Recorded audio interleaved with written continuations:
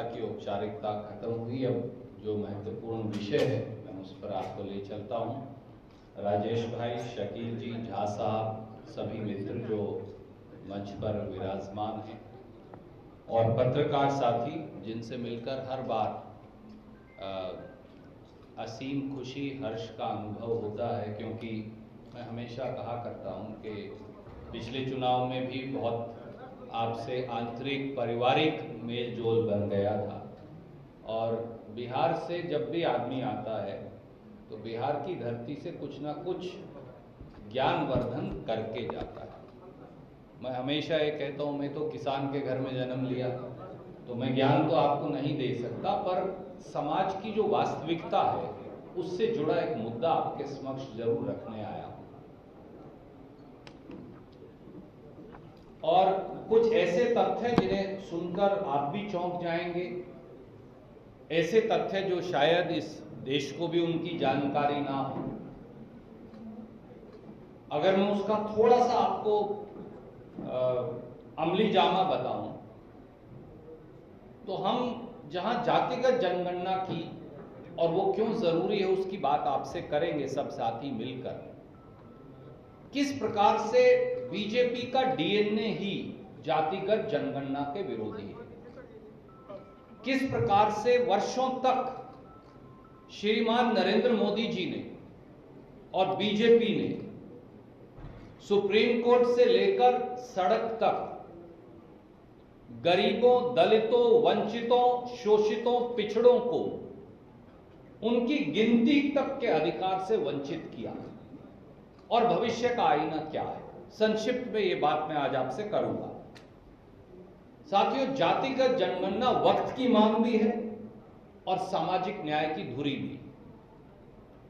गरीबों और मेहनतकशों के दो नारे, जितनी आबादी उतना हक, जितनी आबादी है हमारी उतनी हिस्सेदारी हो हमारी, ये दो नारे हैं जो बार बार आम जनमानस के मुख से हमें सुनते हैं। इसलिए जातिगत जनगणना जो है वो सामाजिक बदलाव और समानता दोनों का उद्घोष है, जिसका समय आ गया है। कांग्रेस और जातिगत जनगणना का क्या रिश्ता है? सच्चाई यह है कि कांग्रेस का सामाजिक न्याय और जातिगत जनगणना एक ही सिक्के के दो पहलू। भारतीय राष्ट्रीय कांग्रेस की सामाजिक न्याय की सोच के केंद्र बिंदु में सदैव जातिगत जनगणना का भाव रहा है और कांग्रेस की इसी सोच के चलते इस देश में आजादी के बाद पहली बार यूपीए कांग्रेस की सरकार ने 19 मई 2011 को देश में जातिगत जनगणना करवाने का निर्णय लिया। दो विभागों को जिम्मेवारी दी, डिपार्टमेंट ऑफ पॉवर्टी एलिविएशन और जो अर्बन डेवलपमेंट है, शहर और गांव की जातिगत जनगणना की।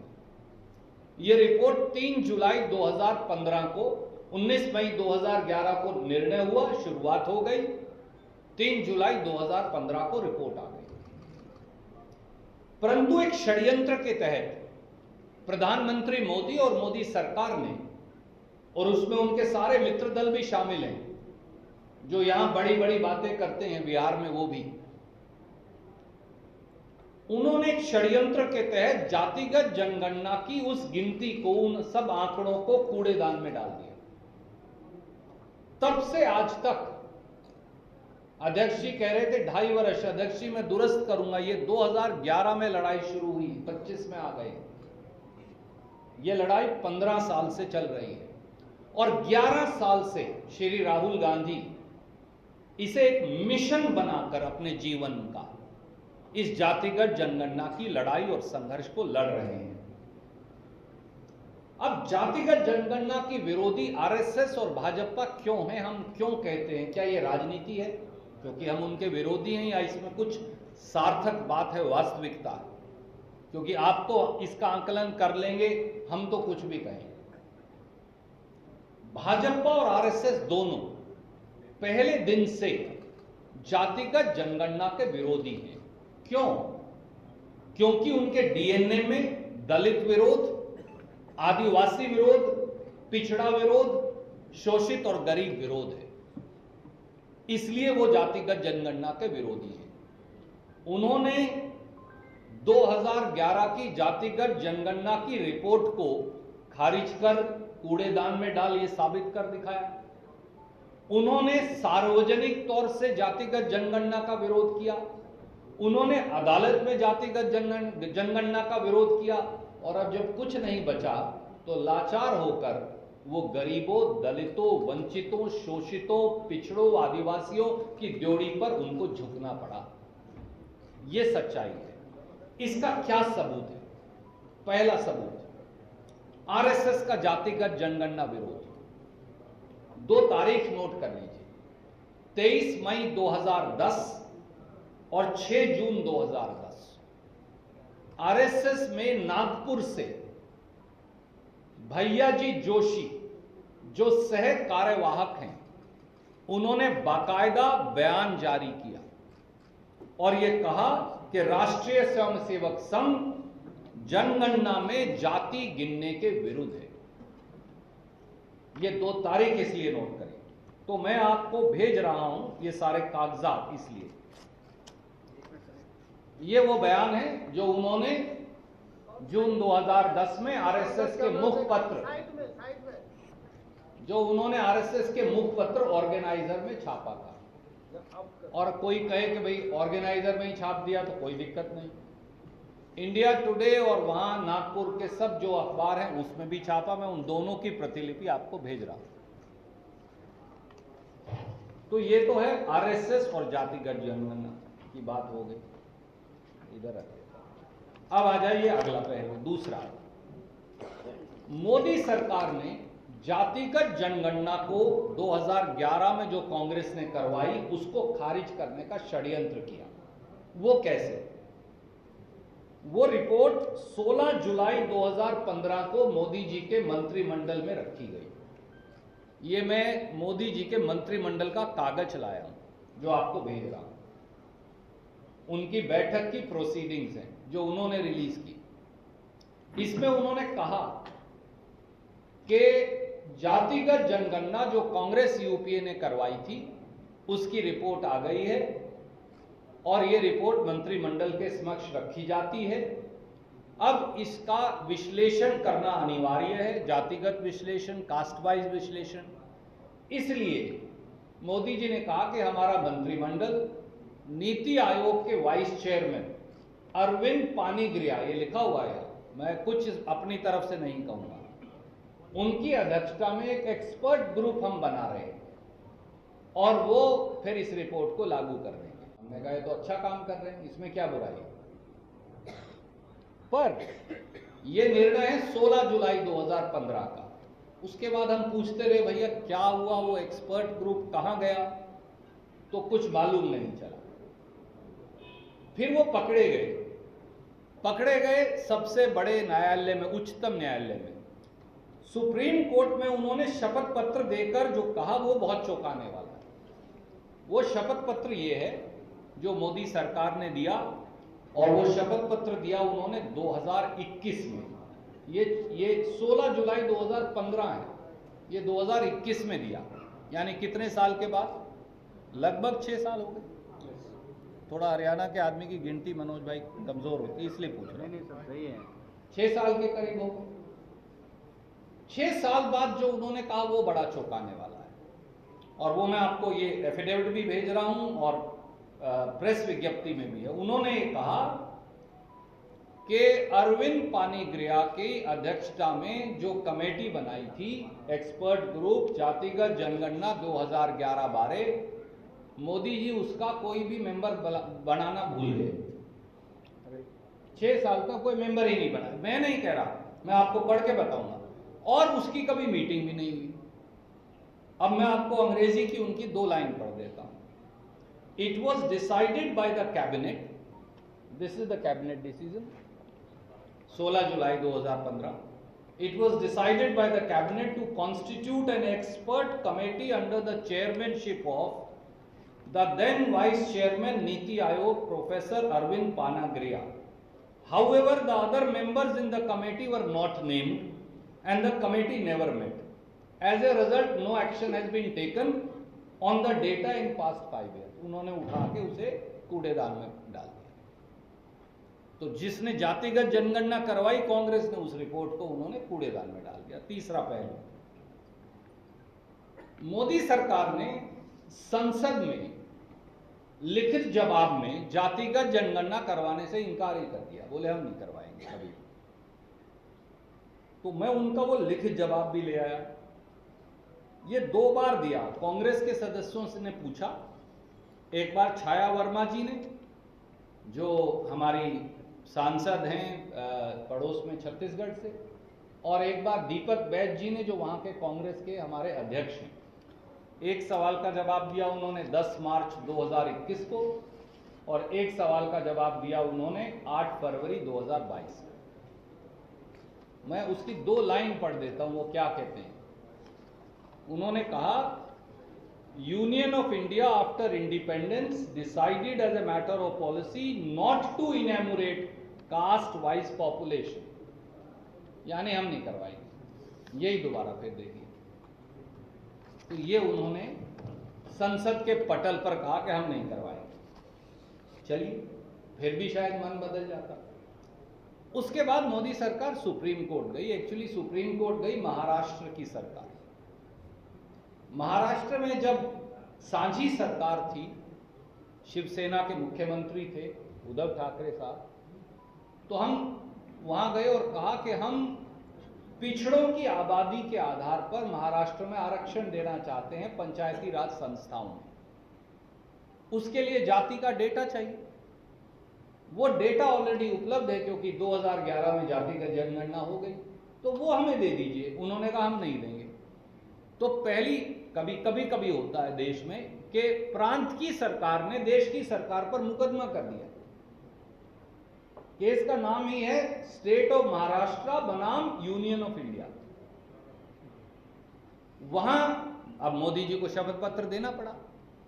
जब उन्होंने शपथ पत्र दिया तो आप आश्चर्यचकित रह जाएंगे, उन्होंने वहां 5 बातें लिखकर शपथ पत्र में कही, और वो शपथ पत्र मैं आपको भेज रहा हूं। उन्होंने साइन करके दिया। ये मोदी जी का शपथ पत्र। इसमें क्या कहा? पहली बात उन्होंने कही, जनगणना के साथ जातिगत जनगणना करवाना सही नहीं है, और ऐसा करवाया तो जनगणना के आंकड़े ही गलत हो जाएंगे। और यह भी कह दिया कि जब पहले भी आप करवाया करते थे 1931 से तब भी वो सारे आंकड़े गलत थे, उनको भी खारिज कर दिया। तो पहली बात कही कि जनगणना जब करवाएंगे, सेंसस करवाएंगे, तो उसमें जातिगत जनगणना नहीं करवाएंगे। दूसरी बात फिर कहा, और ये 2021 में कह रहे हैं, 25 में नहीं, ये भी है, ये एफिडेविट जो है ये 21 सितंबर 2021 का है। उसमें ये कहा कि हमने सब तैयारी कर ली है जनगणना 2021, क्योंकि 21 में ड्यू थी, वो तो अभी हुई नहीं है, इसलिए अब उसमें जाति ऐड नहीं की जा सकती। ये उसके पैरा 17-18 में कहा, मैं लिखकर भेज रहा हूं।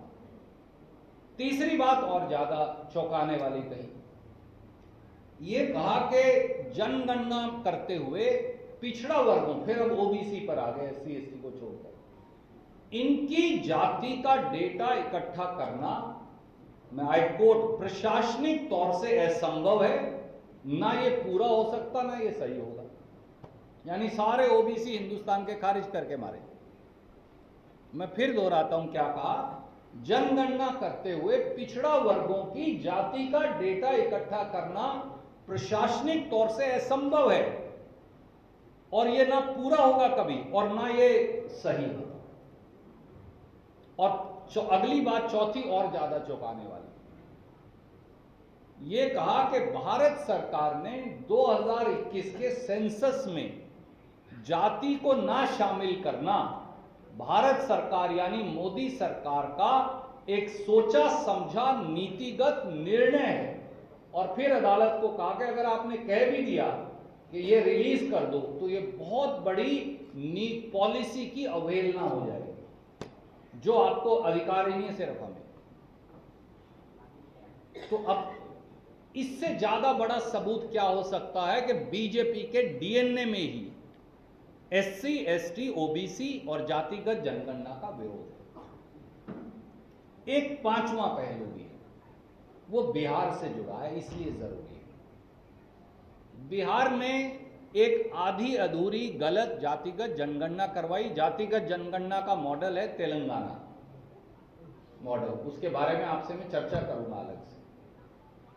पर जो भी करवाई उसको चुनौती दे दी सुप्रीम कोर्ट ने, और उस मुकदमे का नाम है एक सोच एक प्रयास बनाम भारत सरकार व बिहार सरकार। वहां भारत सरकार को भी शपथ पत्र देना पड़ा।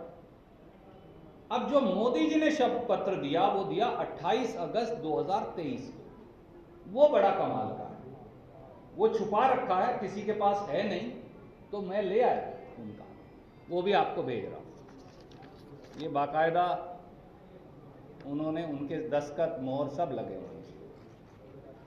इसमें उन्होंने ये लिखा, मोदी सरकार ने, बीजेपी सरकार ने, कि बिहार की सरकार को जातिगत जनगणना करवाने का कोई अधिकार नहीं, और अगर बिहार की सरकार जातिगत जनगणना करवाए भी तो ये संविधान के विरुद्ध है, हम इसे खारिज करते हैं। ये लिख दिया उन्होंने। अब जैसे ये दायर हो गया सुप्रीम कोर्ट में, तो हुहल्ला मच गया। जैसे ही हुहल्ला मचा तो 10 घंटे के बाद फिर उन्होंने ये वापस ले लिया, फिर ये दायर कर दिया। मैं ये भी ले आया, इस पे भी उनके दस्तखत हैं, ये भी आपको भेज रहा हूं, अभी मेरे दोस्त भेज देंगे अभय दुबे। इसमें से पैरा 5 काट दिया उन्होंने, ये देखिए, एक ही दिन के 2 एफिडेविट है भारत सरकार के। बड़ी अजीब बात है, एक में 4 पैरा है, एक में 5, एक ही दिन के 8-7 घंटे का फर्क है बस। वो बताते नहीं कभी भी मोदी जी ये बात किसी को। अब उनके दोनों हैं, ये आपके सामने, आपको अभी भेज देंगे, जरूर पूछ लीजिएगा, नीतीश बाबू से भी जरूर पूछिएगा, क्योंकि कागज के बगैर कुछ कहना उचित नहीं। इसमें फिर लिख दिया नए वाले में भी कि भाई सेंसस करवाने का अधिकार केवल भारत सरकार का है, प्रांत का फिर नहीं है। सिर्फ बिहार शब्द काट दिया, बाकी फिर भी लिखा रह गया। तो आप मुझे बताइए, एक ऐसा राजनीतिक दल जिसका डीएनए, कण कण, सोच, दिशा, चिंतन, विचार, दृष्टि, शपथ पत्र, सब कुछ एससी, एसटी, ओबीसी और जातिगत जनगणना विरोधी है, वो आज जो हैं, वो कहते हैं ना, भेड़िया, हमारे यहां कहा करते हैं कि भेड़िए ने बकरी की खाल ओढ़ ली। वो भेड़िया बकरी की खाल ओढ़कर लोगों को भ्रमित करने की कोशिश कर रहा है। एक कहावत है, आप कह देंगे पत्रकार मित्र कई बार, पर ये कहावत है हमारे यहाँ गांव की। एक पहलू और देख लीजिए, ये वही नरेंद्र मोदी जी तो हैं जो जातिगत जनगणना मांगने वालों को अर्बन नक्सल कहा करते थे,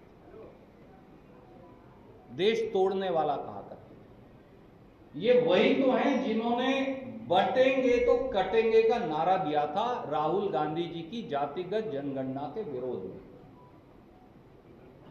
पर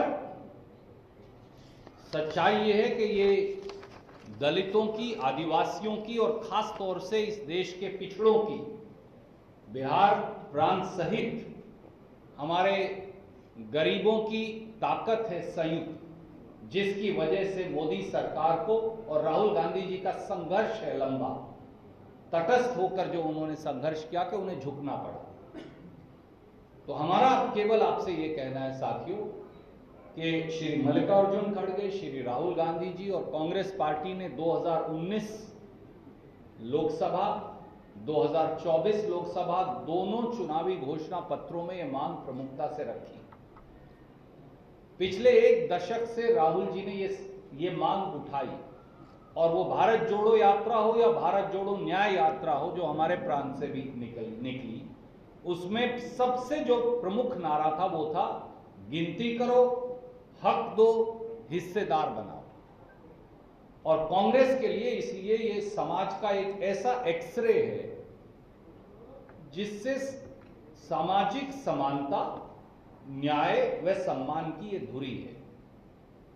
और हम इस बात के लिए कटिबद्ध हैं कि कांग्रेस का एक एक साथी आखिरी सांस तक इस लड़ाई को लड़ेगा भी, और हम इसका सही मायनों में बिहार सहित पूरे हिंदुस्तान में क्रियान्वयन करके दिखाएंगे।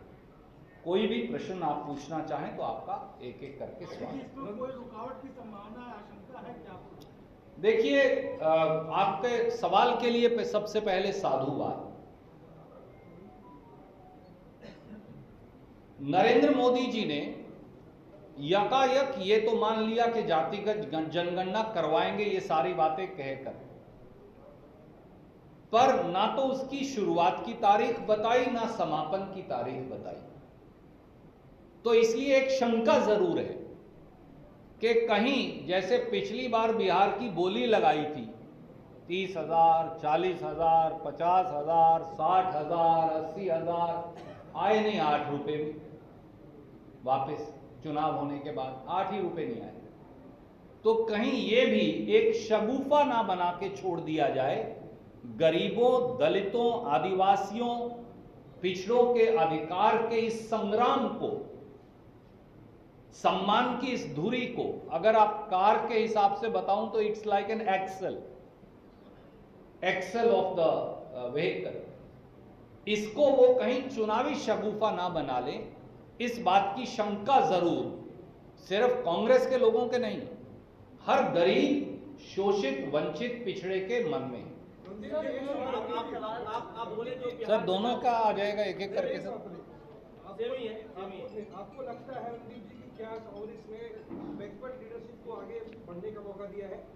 एक मिनट, और इसी से जुड़ा सवाल है, अगर आपकी लीडरशिप ने आगे बढ़ने का मौका दिया तो 1980-90 में जो कांग्रेस बहुत ही ताकतवर थी, 1980 से 90 के बीच में कांग्रेस ने बिहार में 6 मुख्यमंत्री बनाए और सभी 6 के 6 फॉरवर्ड थे, उसमें भी 4 ब्राह्मण थे। क्या कहना है? आदरणीय साथी, कई बार ना हम जातिगत जनगणना और शोषित, वंचित, और मैं आपके सवाल का सम्मान करता हूं, पर मैं आपको एक और नजरिया दे रहा हूं देखने का। कई बार हम 1 या 2 या 4 व्यक्तियों से पूरे समाज के सामाजिक परिवर्तन के मुद्दे को जोड़कर देख लेते हैं और वो मुद्दा गौण हो जाता है। जातिगत जनगणना जो है वो किसी एक व्यक्ति के लिए नहीं है, वो कोई राजेश जी को या शकील भाई को या किसी और साथी को केवल पद देने के लिए नहीं है।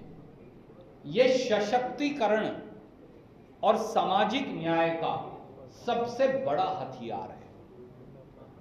और कांग्रेस जो है, आप याद करिए, आजादी की लड़ाई से पहले से आजादी की लड़ाई के बाद तक हम अंग्रेज से लड़े, ये सही है, अध्यक्ष जी कह रहे थे, पर हम केवल अंग्रेज से नहीं लड़े। हम अंग्रेज के साथ साथ समाज की भ्रांतियों, कुरीतियों, भेदभाव, बेड़ियों, रूढ़िवादियों, उनसे भी लड़े। और हर बार हमने सामाजिक परिवर्तन के हम सूत्रधार बने। और मैं आपको अगर इतिहास बताने लगूंगा तो समय लग जाएगा, और क्योंकि आपने एक विशेष सवाल पूछा तो 80 और 90 के दशक का, और आप और मैं तो बहुत उस समय छोटे रहे होंगे, पर आप ये भूल जाते हैं, आपने एक बिहार का तो प्रश्न उठा लिया, पर आप ये भूल गए कि हिंदुस्तान के कितने ऐसे और प्रांत थे। कर्नाटक से शुरू करिए और राजस्थान, गुजरात तक चले जाइए, जहां जो सबसे बड़ी जातियां उन्हें मुख्यमंत्री नहीं बनाया। जो सबसे छोटी संख्या में जाति थी, दर्जे में कोई जाति छोटी नहीं होती, संख्या में जो सबसे छोटी जाति थी, उनके लोगों को अगर मुख्यमंत्री बनने का, देवराज अरस जी से शुरू कर लीजिए एक तरफ, और आप राजस्थान तक चले जाइए और गुजरात तक, ऐसे उत्तर प्रदेश तक आ जाइए, बहुत सारे साथियों को मौका मिला, पर वो नाकाफी है। मैं आपसे सहमत हूं, मैं आपसे सहमत हूं, वो नाकाफी है। क्योंकि एक व्यक्ति को, आप पिछड़ा वर्ग से एक व्यक्ति उठाइए, उसे कुछ बना दीजिए, बाकी सारे समाज को खारिज कर दीजिए। दलित से एक व्यक्ति उठाइए, उसे कुछ बना दीजिए, बाकी सारा समाज वहीं रह गया, कोई फायदा नहीं। जातिगत जनगणना एक्सरे है।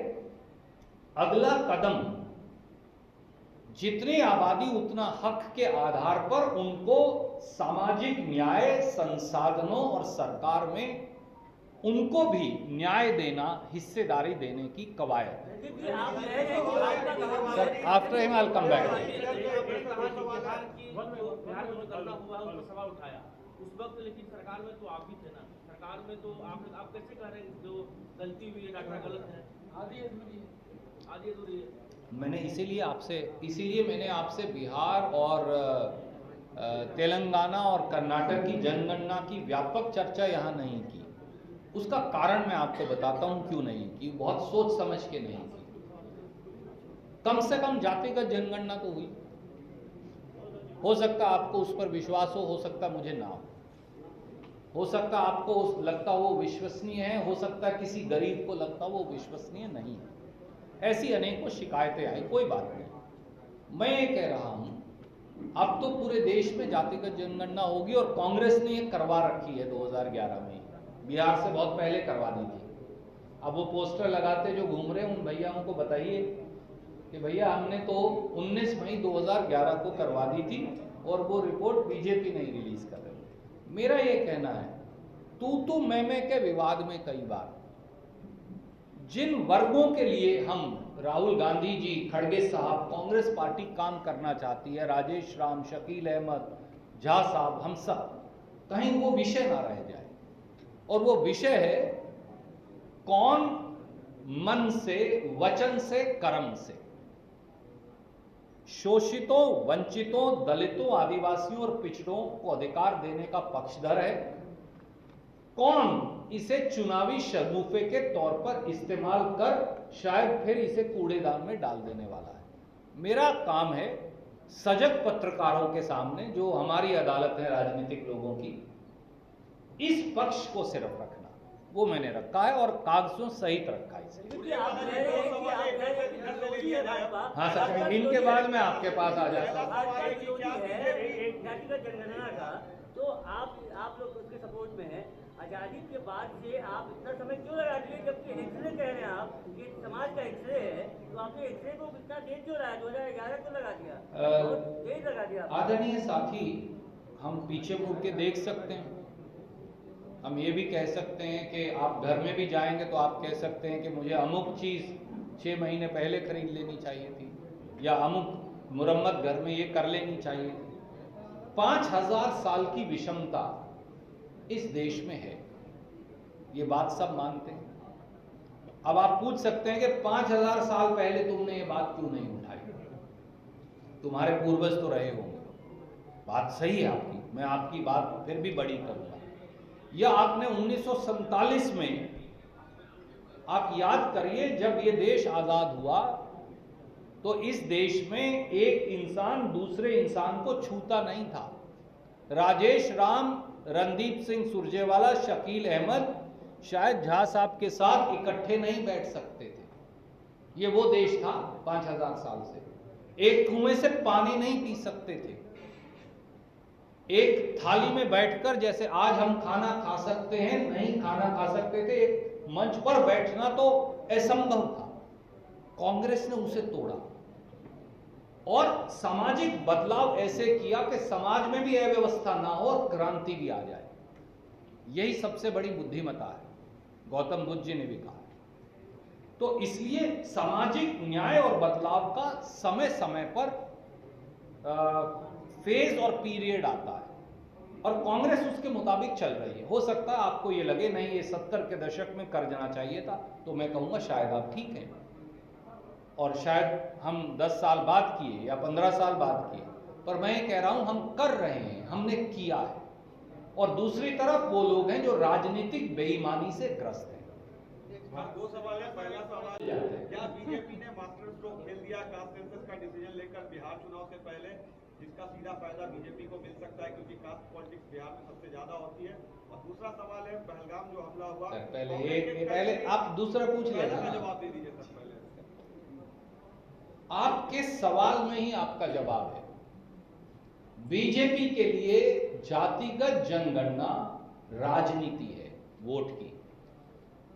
हमारे लिए ये सामाजिक बदलाव न्याय, सम्मान, बराबरी का माध्यम है, यही अंतर है। वो राजनीति करेंगे, वो राजनीति करेंगे, और जब आप जिंदगी के बदलाव के मुद्दे पर राजनीति करते हैं तो आप कभी उस मुद्दे को लागू नहीं कर पाते। ये आपका विश्वसनीयता और विश्वास का तरीका होना चाहिए, जो राहुल गांधी जी, खड़गे साहब और कांग्रेस का है।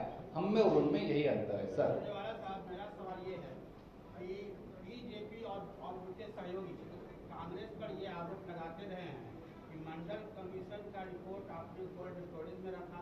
जब एक कांग्रेसी वीपी सिंह कांग्रेस से हट के प्रधानमंत्री बने तो उन्होंने मंडल कमीशन के रिपोर्ट को लागू किया, लेकिन बीजेपी तत्कालीन उस समय जो सपोर्ट कर रही थी वो मंडल को न्यूट्रलाइज करने के लिए कमंडल ले आई थी उस जमाने में। तो आप भी तो ओबीसी क्या, तो अभी आप बात कर रहे हैं कि आप कल्चर है, जाति जनगणना की कल्चर है, तो उस समय में आपका जो झुकाव था ओबीसी के लिए नहीं था, तो क्या परिस्थिति बदलने के बाद आपके विचार में परिवर्तन है? सबसे पहले तो सवाल के लिए धन्यवाद, क्योंकि मैं सोचता था मैं ये बात कहूंगा तो समय ना लग जाए, पर आपने पूछ लिया तो मुझे मौका मिल गया। इस देश में सामाजिक परिवर्तन और बदलाव का इतिहास क्या है, उसके 4 पहलू और शायद 4 पड़ाव हैं उसके, अगर मैं कहूं। पहला, 26 जनवरी 1950, जब कांग्रेस पार्टी और बाबा साहब अंबेडकर मिलकर देश का संविधान लाए, जिस संविधान में दलितों, आदिवासियों और पिछड़ों के आरक्षण का अधिकार हुआ, दलितों और आदिवासियों को आरक्षण दिया गया। सुप्रीम कोर्ट ने 1951 में ही उसे खारिज कर दिया, आपको तो मालूम है। तो पंडित जवाहरलाल नेहरू, ये बहुत कम लोगों को शायद याद है, पंडित जवाहरलाल नेहरू की कांग्रेस सरकार पहला संविधान संशोधन लाई, जिसका राग मोदी जी अलापते हैं और हमें दोष देते हैं। वो पहला संविधान संशोधन क्या है, हमारे दलितों, आदिवासियों भाइयों को जानना जरूरी है। तब हम पहली बार संविधान में संशोधन कर आर्टिकल 15 में एक सब क्लॉज जोड़े, जिससे परमानेंट, जिससे आज तक दलितों और आदिवासियों का वो अधिकार जो है वो सुरक्षित हो गया, और वो आज तक अपहोल्ड है, उससे पहले नहीं था। सर मेरी, आप छोटे भाई हो, कोई इतने वरिष्ठ आपके बड़े भाई हैं, एक बार उनके सवाल का जवाब दे दीजिए। तीसरा, इसके बाद 2% बैकवर्ड आरक्षण पे ये देश शुरू हुआ था 52 में, ये बहुत कम लोग जानते हैं, और 7, 8, 10% तक वो गया। फिर मंडल कमीशन की रिपोर्ट आई, जिसके बारे में आपने कहा, मैं एक तथ्य आपने गलत कहा, वो दुरुस्त करूंगा। आंकड़े निकालिए, डेट्स निकालिए, रिकॉर्ड चेक करिए। मंडल कमीशन की रिपोर्ट कांग्रेस ने सितंबर 1993 में लागू की पहली बार, और पिछड़ों को 27% आरक्षण दिया। वीपी सिंह ने लागू नहीं की, बीजेपी ने लागू नहीं की, जनता पार्टी ने लागू नहीं की, जनसंघ ने लागू नहीं की, कांग्रेस ने सितंबर 1993 में की। उसके बाद 2006 में एक बार फिर डॉक्टर मनमोहन सिंह और सोनिया गांधी जी ने संविधान में फिर संशोधन किया, और फिर 15(4) को जोड़ा, जिसमें SC, ST, OBC को निजी शिक्षण संस्थानों और सरकारी शिक्षण संस्थानों में शिक्षा में आरक्षण दिया, जिसके लिए आज भी हम लड़ाई लड़ रहे हैं। वो पूरी तरह से लागू नहीं हो पाया, पर हमने दिया। और उसके बाद हमने हिंदू कोड बिल अमेंड करके महिलाओं को, लड़कियों को, बेटियों को भी पैतृक संपत्ति में अधिकार दिया। तो जितनी बार सामाजिक बदलाव हुआ है मेरे मित्र, हमेशा कांग्रेस की सरकार रही है, समेत पिछड़ों के 27% आरक्षण। अब उस नौजवान को